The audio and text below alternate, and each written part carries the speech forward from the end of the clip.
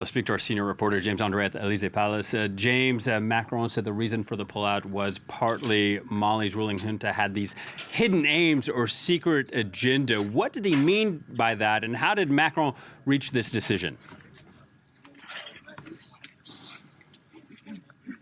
Basically, this is what Macron explained. I think the way it was explained today is very important. You had there four leaders that were present. You had the leader of Europe, you had the leader of ECOWAS, you had the leader and the president of the African Union, and Emmanuel Macron, president of France and president in exercise of the European Union, with very clearly, two messages. One was, this is a multilateral decision. This is very much what France wanted to show by being flanked with all these leaders. Also, another message, which is, we are not abandoning the Sahel and we will carry on fighting terrorism. But indeed, President Macron did very clearly state the reasons for this to happen. When we talk about hidden agenda, basically he's talking about the fact that the junta wants to stay in power at all costs. He said it at the very end of this press conference answering a question. He said, right, what we have now is not a state-to-state relationship with Russia, but what we have is a military junta in power in Mali that has hired mercenaries.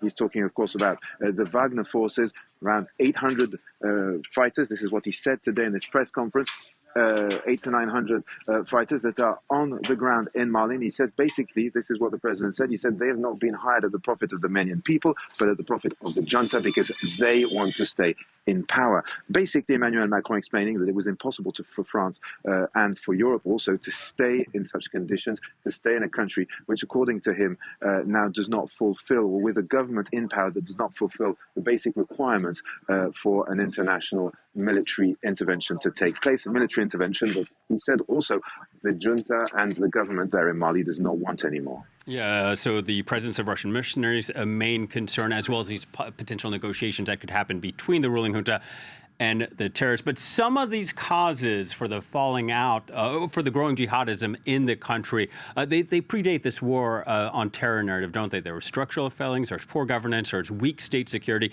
James, you're recently back from working in Mali. What was your take of the situation on the ground? Well, indeed, it is a country that is very much divided between the north and the south. And this is something we did hear. What we've heard on the ground when we were there a couple of weeks ago with the France 24 team is basically people were saying many things. They were saying that Barkhane was not being efficient anymore in its fighting of terrorism. This is something that Malians were saying on the streets. They were saying, right, they're not really fighting because what they want to do is to stay. This is something that has been peddled by the junta, saying that Mali needed to recover its sovereignty, that indeed it was, in a sense, according to the junta, occupied by France in the north. Now, it is a divided country between the north, which is a desert region, the south, which is obviously what is known as Green Mali, and there are many, many bones of contention between the populations of these two parts of the country. Now, what we have really seen on the ground is that, yes, there is an anti-French sentiment that is fueled also on social networks. We saw the videos over there that are being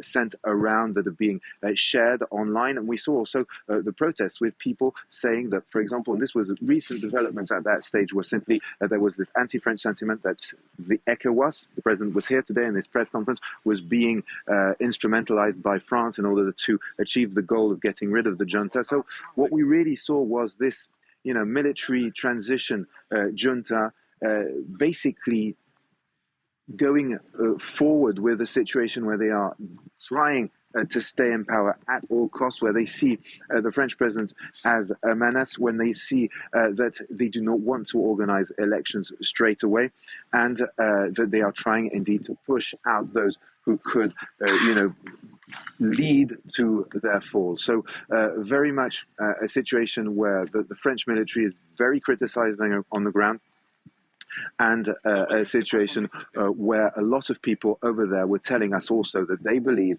that Russian mercenaries will come in and solve the problem in 6 months. That's what people were saying. They were saying that basically the rules of engagement of France were too precise and too difficult to implement in an area like the Sahel.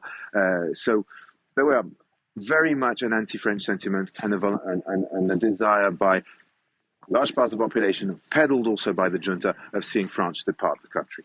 All right. Thank you very much, James. James André, our senior reporter, speaking to us from the Elysée Palace.